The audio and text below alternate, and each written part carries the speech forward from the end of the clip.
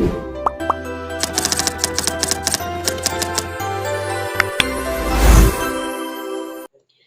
semuanya, Assalamualaikum warahmatullahi wabarakatuh. Shalom, Om Swastiastu, Namo Buddhaya, salam kebajikan, salam sejahtera untuk kita semua.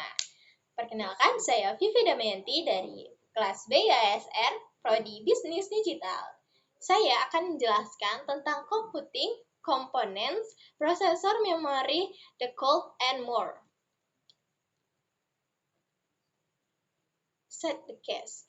Komponen utama pada laptop dan desktop adalah dia ada CPU, ada CD, ada hard disk, power supply, grafik, PCI, dan motherboard. Lalu, apa sih motherboard? Motherboard itu disebut papan sistem atau dia adalah papan sirkuit utama komputer yang berisi komponen-komponen di komputer. Terus, isinya itu chip komputer, integrated circuits, dan transistor.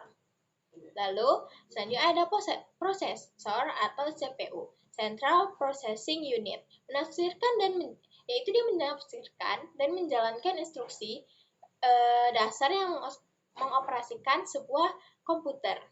Nah, ini ada single core CPU dan multi core CPU. Lalu, the control unit, prosesor yang bertugas mengendalikan dan mengarahkan seluruh operasi komputer.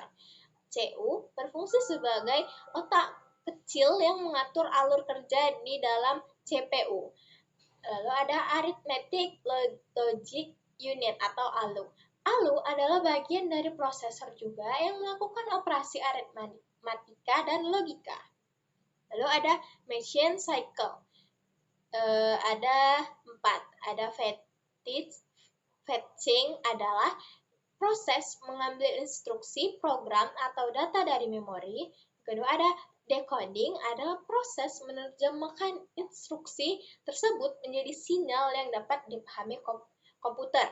Lalu ada executing adalah proses menjalankan atau melaksanakan instruksi yang telah diterjemahkan. Lalu ada storing. Itu adalah proses menyimpan hasil eksekusi ke dalam memori atau bukan ke dalam media penyimpanan. Lalu, prosesor itu ada register, system clock and clock speed atau GHZ, dan jenis prosesor PC mobile yaitu dia Intel atau AMD.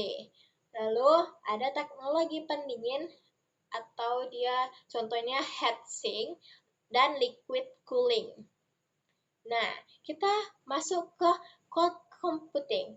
Cloud computing atau penyimpanan awan, yaitu server, storage, database, aplikasi, dan jaringan yang dapat diakses melalui internet tanpa harus memiliki perangkat fisik sendiri. Nah, contohnya ada Dropbox, Google Drive, Slack, Yahoo, dan Adobe Creative Cloud. Apa sih keuntungan dari cloud computing? Yaitu accessibility. Dia bisa diakses di mana saja dan kapan saja melalui internet sehingga memudahkan pengguna bekerja tanpa berada di lokasi tertentu. Lalu selanjutnya ada cost saving. Dia mengurangi biaya karena tidak perlu membeli server dan perangkat keras sendiri. Lalu ada space saving. Kita nggak perlu menyediakan ruang visi atau menyimpan perangkat atau server karena semua data disimpan di pusat data cloud. Lalu ada scalability. Kapasitas layanan dapat ditambah atau dikurangi dengan mudah sesuai kebutuhan kita tanpa harus mengganti perangkat dan menambah hardware. Lalu ada data presentation. Data dalam komputer dipresentasikan menggunakan sistem bilangan biner, yaitu terdiri dari 2 simbol, 0 dan 1. Nah, sistem ini menggunakan bit atau binar digital sebagai satuan terkecil data dan byte sebagai kumpulan 8 bit. Lanjutnya ada memori. Memori adalah komponen penyimpanan yang berfungsi menyimpan instruksi dan data agar bisa diakses di CPU, menyediakan tempat penyimpanan sementara selama program berjalan, menjaga agar proses komputasi berlangsung cepat dan efisien. Lalu, memori itu ada dua, ada byte. Byte itu satuan dasar penyimpanan data. 1 byte sama dengan 8 bit. Lalu ada address. Setiap byte dalam memori memiliki alamat unik. Alamat inilah yang memungkinkan CPU mencari data dengan cepat. Nah, jenis-jenis memori. Yang pertama itu ada RAM atau Random Access Memory. Dia menyimpan data sementara ketika program berjalan. Lalu ada Change Memory. Memori sangat cepat yang berada dekat atau di dalam CPU untuk menyimpan data yang sering dipakai agar akses lebih cepat. Lalu, yang ketiga ada ROM atau Read Only Memory, berisi instruksi permanen atau dia tidak hilang saat mati. ROM bersifat non-volatil atau data tetap tersimpan.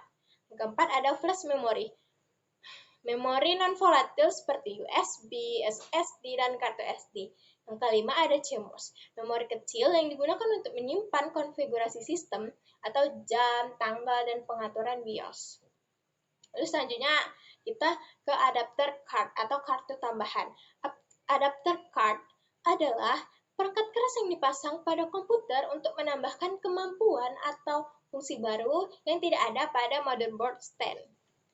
Yang kedua, expansion slot. Expansion slot adalah slot khusus di motherboard yang digunakan untuk memasang kartu tambahan. Yang ketiga, ada USB adapter dan hot plugging. Selain dipasang di slot motherboard, adapter juga menggunakan port USB. Lalu, kita masuk ke buses system.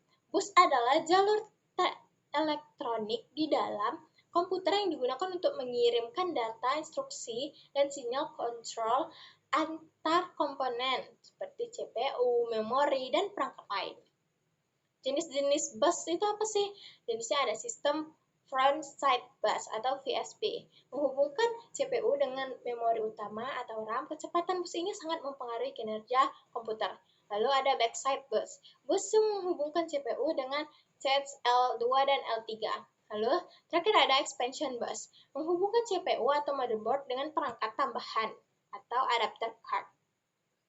Nah, kita masuk ke power supply and batteries. Power supply adalah perangkat yang berfungsi mengubah arus listrik AC dari stop kontak menjadi arus DC, menyediakan tegangan dan daya yang stabil untuk motherboard, CPU, GPU, hard disk, dan komponen lainnya. Nah, sekian dari saya. Maaf bila ada salah kata. Assalamualaikum warahmatullahi wabarakatuh. See you semuanya.